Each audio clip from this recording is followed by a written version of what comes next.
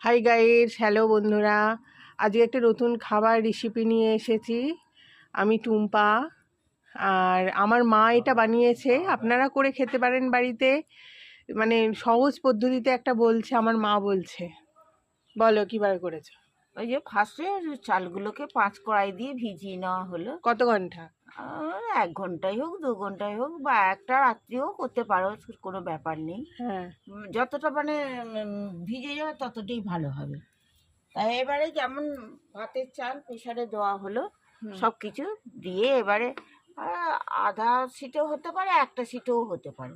Pressure কুকারে city দিতে হবে? প্রেসারে সিটি দিয়ে এবারে তো তুমি 5 মিনিট রেখে দিলে, 5 মিনিট রেখে দিয়ে এবার প্রেসারটা খুলে দেওয়া, হ্যাঁ, ওইটাকে ভাপটা উড়ে যাবে।